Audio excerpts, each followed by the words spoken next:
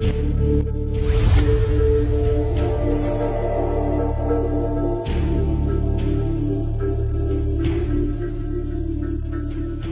was the Roman Catholic Church made? In order to understand its birth, first we need to follow the process on how the early church in Rome, which had been persecuted, obtained recognition from the Roman Empire. The church in Rome kept the undefiled truth of the early church in its initial stage, but later accepted various gods of Rome and religious customs when it became acknowledged as a Roman religion. And this gave birth to the Roman Catholic Church that has the characteristics of Roman polytheism. The Apostle Paul preached the gospel of Christ to Palestine, Asia Minor, Greece, and finally in Rome.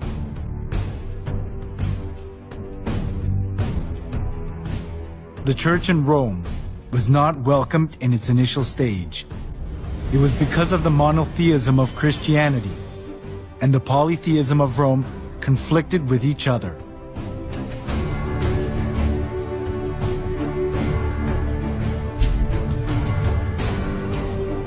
The Romans believed that everything, humans, places, and goods, was inhabited by divinity. As they accepted folk beliefs of the people they conquered, far more various gods and religions prospered in Rome.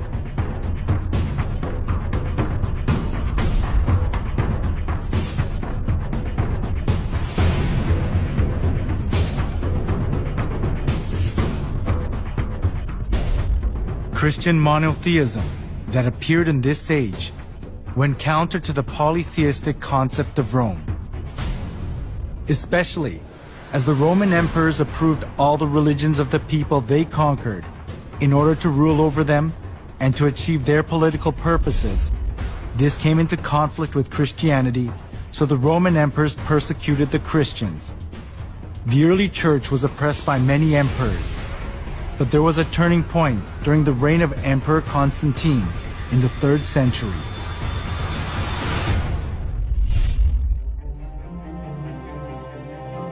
In 313, Emperor Constantine proclaimed the Edict of Milan.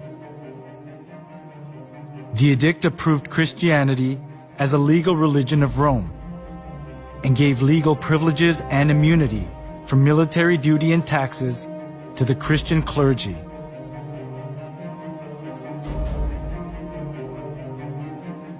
There was the political goal of Constantine underlying such kinds of preferential treatment.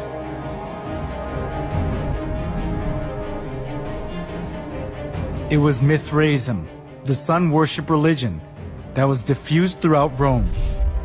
But all the Roman emperors deified themselves and enforced people to worship them. Some of the nobility were fascinated by the Egyptian mystery religion. So, Rome suffered from religious dissension within itself. At this, Constantine tried to make the best use of Christianity that had spread throughout the whole region of Rome, despite all sorts of persecution. This was because he thought that Christianity could solidify his empire. By approving Christianity as a national religion of Rome, Constantine tried to seek the unity of the Roman Empire under one religion.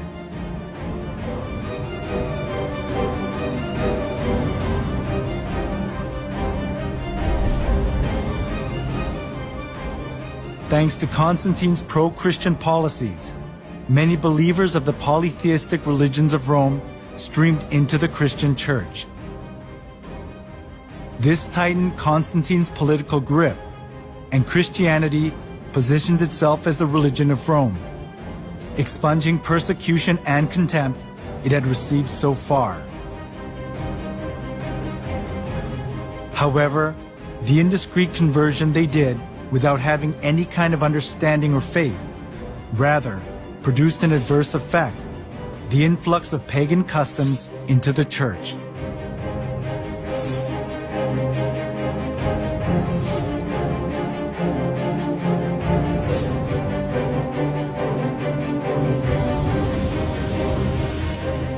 Those who were tainted with polytheism of Rome looked as if they had converted, but in actuality it wasn't easy for them to get rid of the religious rites and institutions of worshiping the sun, the moon, and the stars, and various gods and goddesses, which they had worshipped since their forefathers. The Church in Rome sought for solutions to disburden the pagans when they converted to Christianity. It was to bring in things similar to the gods that the pagans had believed into the Church. They thought they would increase the number of pagan converts by doing that.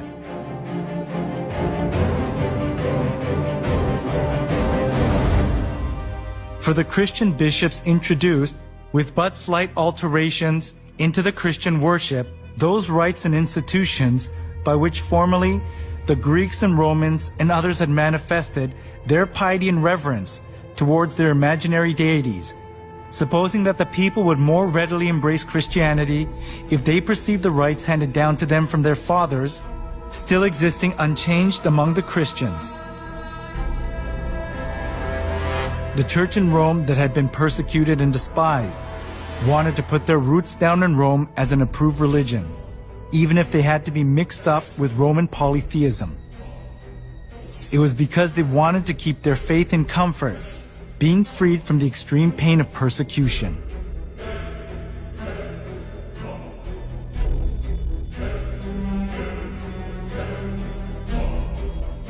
To attract more pagans, the Church in Rome tried to Christianize various kinds of pagan gods to suit the Bible. One of the most representative things among them was accepting pagan customs of the sun god worship tradition. The Church in Rome identified Jesus with the sun god.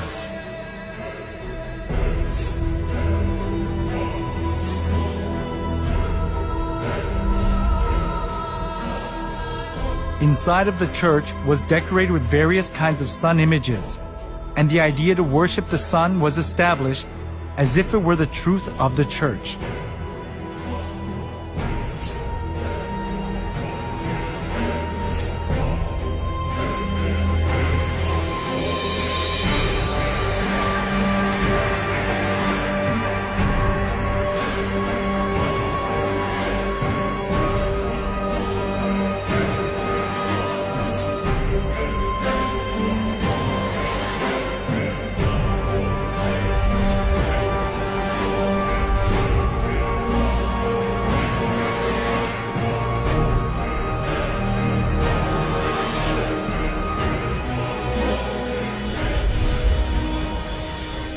All judges, city people, and craftsmen shall rest on the venerable day of the sun.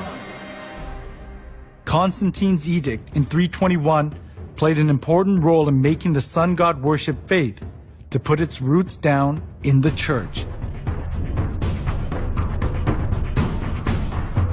Constantine continued to identify the sun with the Christian god in some way. When in 321, Constantine made the first day of the week a holiday, he called it the Venerable Day of the Sun, Sunday.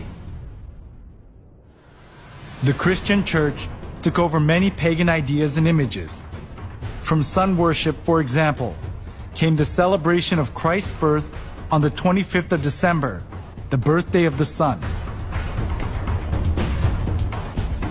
As the sun god worship mingled in with Christianity, the church in Rome was deprived of its purity of the early church and changed its appearance to the Roman Catholic Church.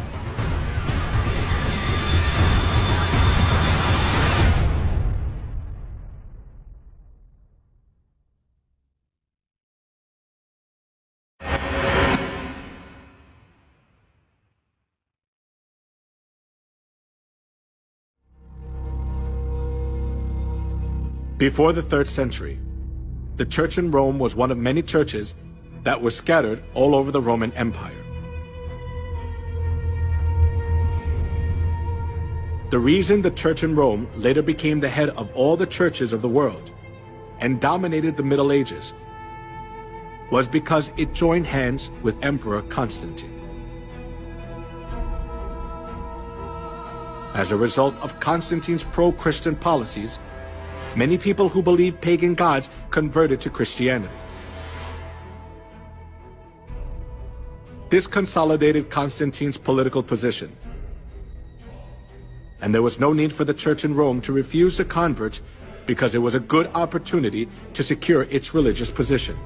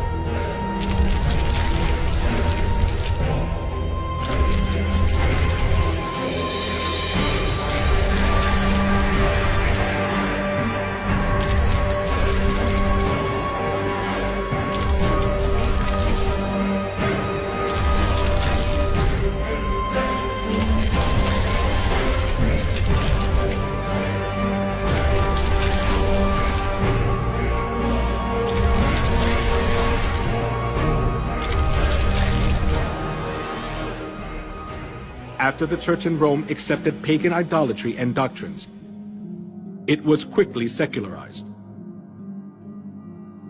During the Middle Ages, it was even hard to tell the difference between the church and the secular world. The Catholic Pope enthroned kings, and kings protected the Catholic Church. Opposing the Catholic Church itself was rebelling against one's own country.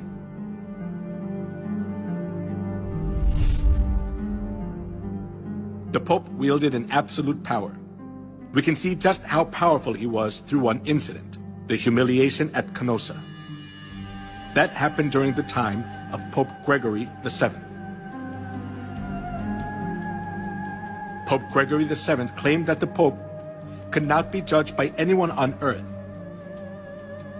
and he could dethrone emperors and kings, and excommunicated Henry IV, the Emperor of the Holy Roman Empire, in the course of the investiture controversy.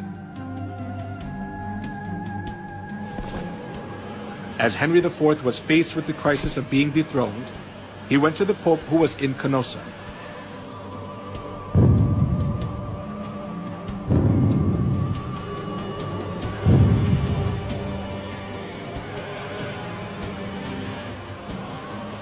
Barefoot, he knelt for 3 days in the snow, outside the castle of the Pope, and begged for his forgiveness. This is what is called the humiliation at Canossa incident.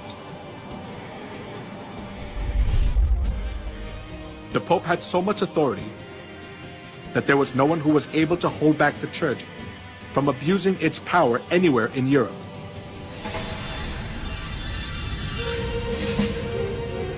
Not only that, the popes committed numerous crimes such as murder, blasphemy, simony, and adultery to hold on to their seat of power.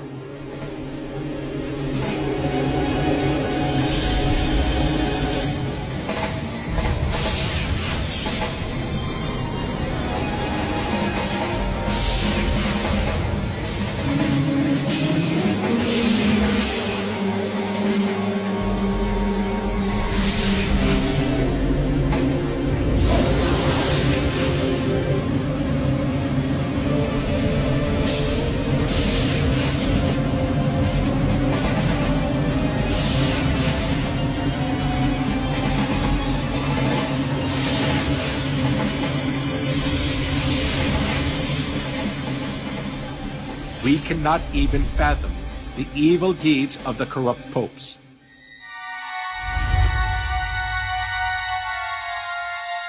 Among them, Pope Leo X enjoyed works of art and collected masterpieces.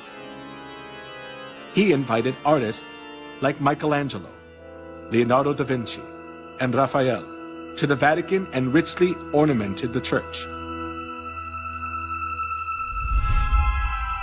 Being driven by his vanity, he constructed St. Peter's Basilica.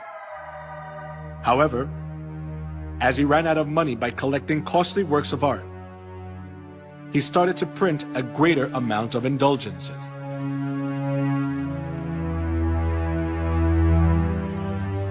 An indulgence is a certificate giving the forgiveness of sins.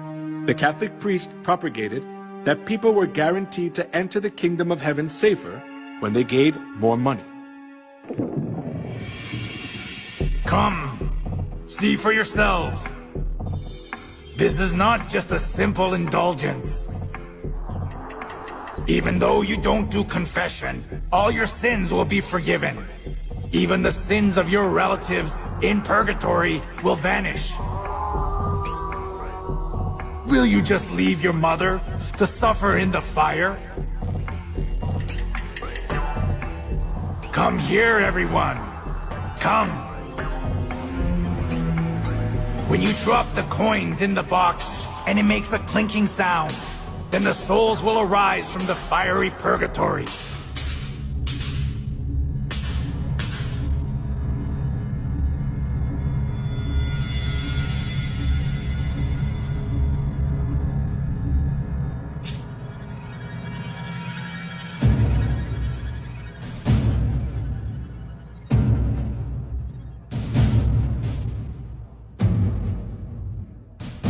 The sale of indulgence was one of the biggest businesses of the Catholic Church.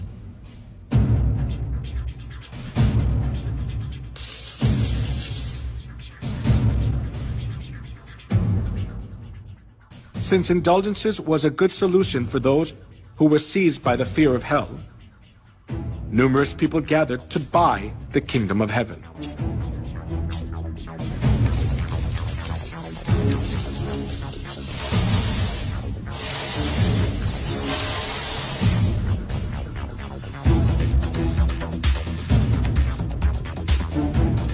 Giotto, the representative artist during medieval Europe, clearly shows the evils of indulgence in his work.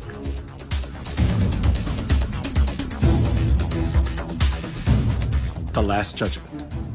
In the painting, Jesus, the judge, is in the middle and the apostles are on both sides. Heaven is shown on the right and hell is shown on the left. One thing that is worthy of notice here is the scene where souls are weighed. A man who is on his knees presents a model of the chapel to three women. The name of the man is Enrico Scorveni. He was a notorious loan shark of that time. Because loan sharking was a big sin, he could never dream of entering the kingdom of heaven. However, even though Enrico was a loan shark, he bought indulgences and paid for his sins, and proudly purchased the ticket for the kingdom of heaven.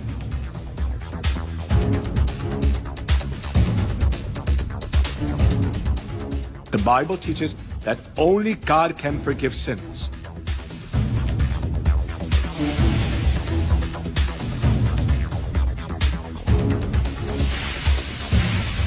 However, the Catholic Church insists that the Pope too has the authority to forgive sins. This kind of false teaching enabled them to commit fraud, the sale of indulgences.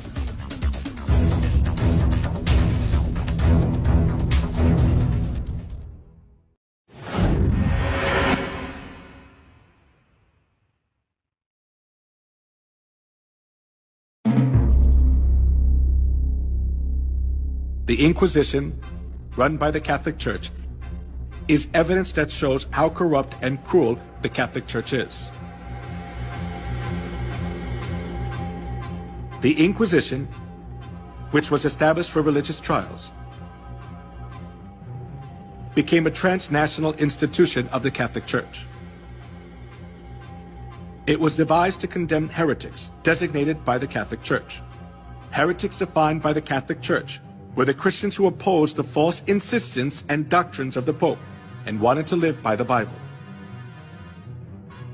to rule over the world as they want. The popes tried to get rid of the Bible and restricted people from reading it.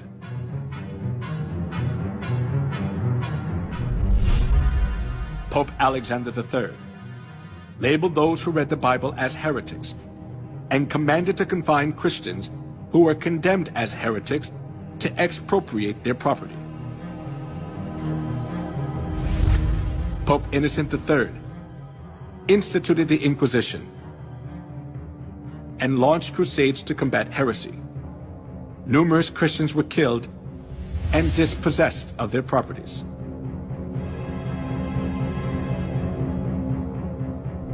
Pope Gregory IX claimed to punish heretics who did not repent and appointed the Order of St. Dominic as the Inquisitor. Pope Innocent IV promulgated the bull Ad Extirpanda, explicitly authorizing torture, and commanded to burn everyone who opposed Catholicism.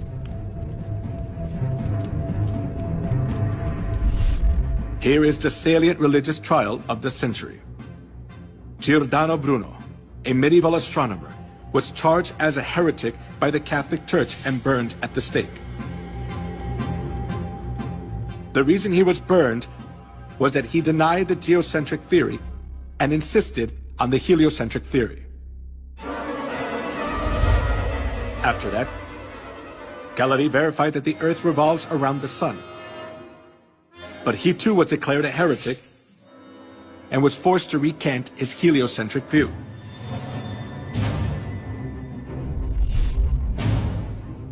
Joan of Arc, Maid of Orleans, who saved France from a crisis, was burned at the stake as a witch by the Inquisition. As years went by, the Inquisition helped the Pope exercise his extraterritoriality. To stay in power, the Catholic Church accused those who stood against them of being heretics and eliminated them. If a person was charged of being a heretic once, he had no right to have counsel. He was severely tortured and ended up being imprisoned for life or executed by fire.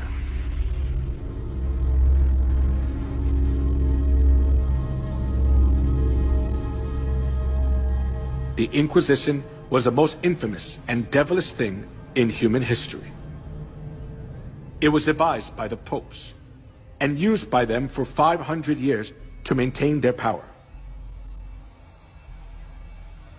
For its record, none of the subsequent lines of holy and infallible popes have ever apologized.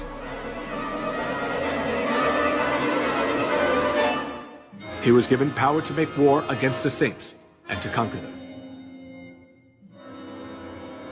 Historians estimate that in the Middle Ages and early Reformation era, more than 50 million martyrs perished at the hands of the papacy. During the Dark Ages, 50 million innocent people were killed. In order to increase its wealth and power, the Catholic Church killed a great number of people. It is a distortion of history to call a murderer the apostle of peace. The Bible describes the crimes of the Catholic Church as below.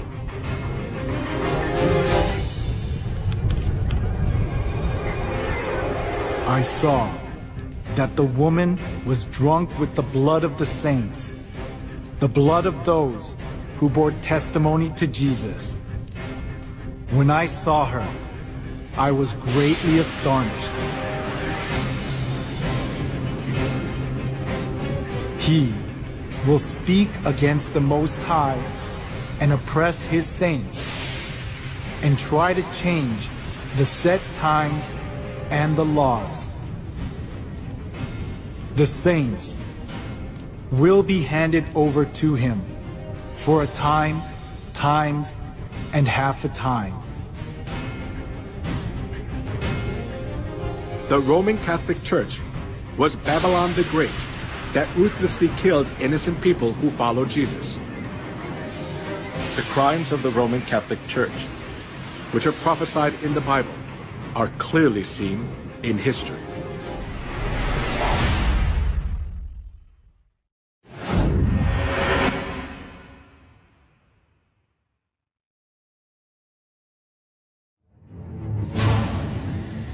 In the Museum of Torture Instruments in San Marino in Europe, the torture devices which were used during the Dark Ages are displayed.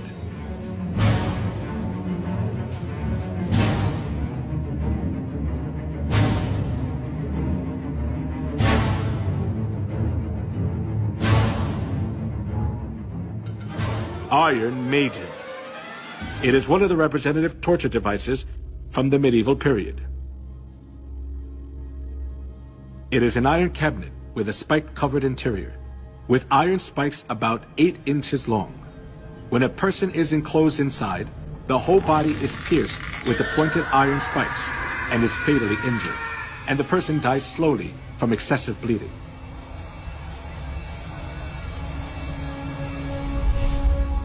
The torture device in the shape of a wheel was invented for execution. They tied a person around the wheel, then rolled it repeatedly over fire or spikes. They also bound the 4 limbs of a person on a wheel and crushed the bones using an iron bar or hammer.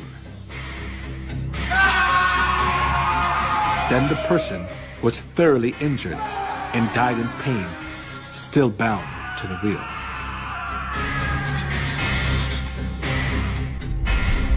The Inquisition invented cruel torture devices to give victims as much pain as possible.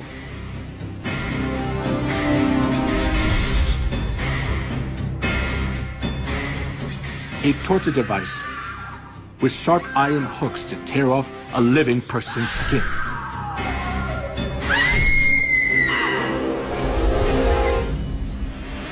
A pyramid-shaped torture device with a sharp tip.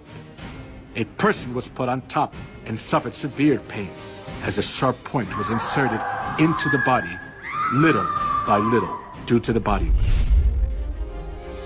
Most of the time, tortures were carried out by Catholic monks or priests.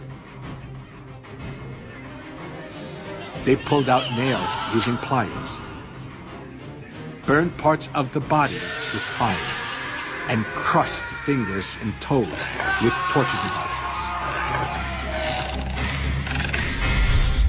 A pulley was used to lift a victim's body up, and then drop them to make all the joints go out of place. A person was burned alive while their hands and feet were tied.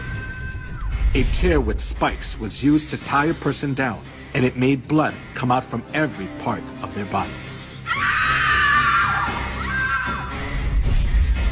If a victim denied the Catholic Church's teachings, despite the hard torture, they poured boiling lead in the mouth or ears, or gouged out their eyes, or flogged them until parts of their skin flew off.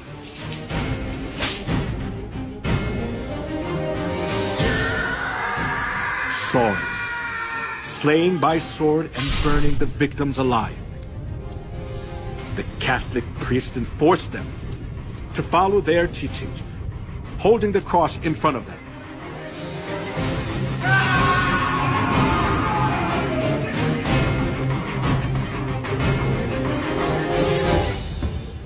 The persecution for anti-Catholics continued as a large-scale massacre. In 1209, 6,000 were slain to death at Berthiers. And 1211, 100,000 Christians were massacred at Lavore. Though the massacre at Merendal, 500 women were locked in a room and burned to death. In the massacre of Orange in 1562, the Italian army sent by Pope Pius IV was commanded to slay men, women, and children. In 1572, approximately 100,000 people were massacred in Paris, France.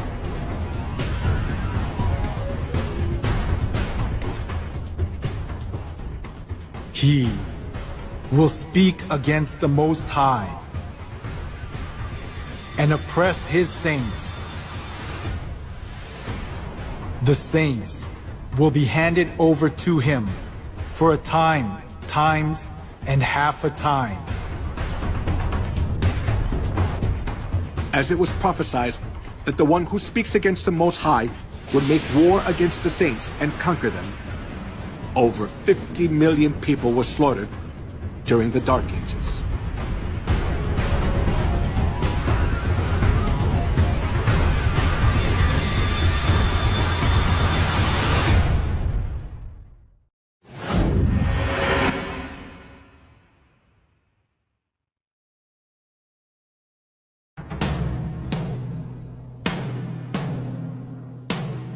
The cruel massacre of the Catholic Church during the Dark Ages continued to the Holocaust, which killed 6 million Jews, the most tragic event in human history.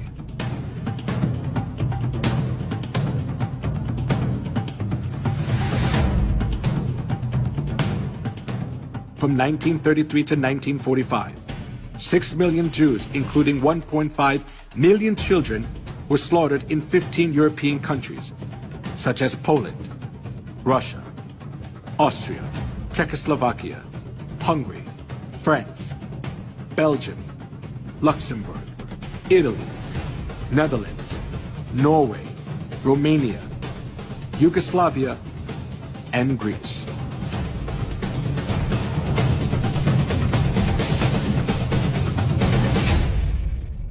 All property of the Jews was confiscated. Women were dragged naked in public. They suffered from starvation, infectious diseases, confinement, and public execution. The Jews who survived faced a miserable death in gas chambers in concentration camps built by the Nazis.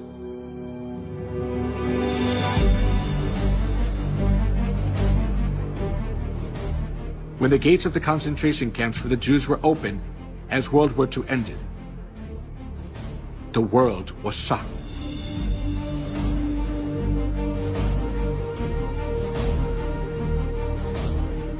In the concentration camps, there were dead bodies of the Jews that were not buried yet, piled up like a mountain.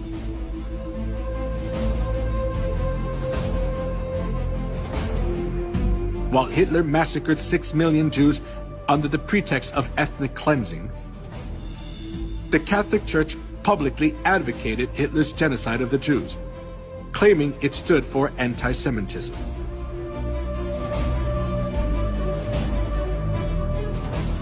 When the Nazis' genocide of the Jews reached its peak, Weissmandl, a Jewish rabbi, sent a letter to the Vatican to ask for help. He begged the Pope to save the innocent Jews, especially young children. 1.5 million out of 6 million Jews who were slaughtered were children. His plea was a desperate outcry. However, the reply he received from the papacy was not just heartless, but blood-curdling. There is no such thing as the innocent blood of Jewish children. All Jewish blood is guilty, and the Jews must die, because that is their punishment for that sin. The Catholic Church was always hostile to the Jews for the reason that they had killed Christ. And they committed countless murders under the pretext that they were punishing the Jews on behalf of God. This kind of attitude of the Catholic Church greatly affected Hitler, who was Catholic. Dann wird das Ergebnis nicht die Bolschewisierung der Erde und damit der Sieg des Judentums sein, sondern die Vernichtung der jüdischen Rasse in Europa.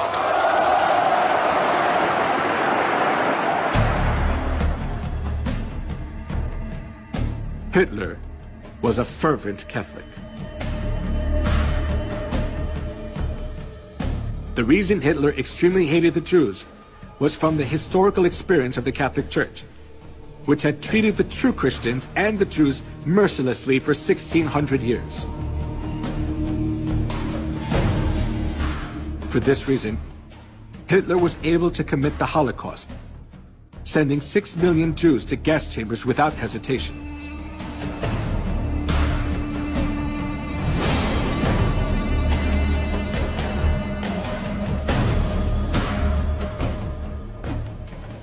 Before the massacre of the Jews began, the Catholic cardinals officiated in Mass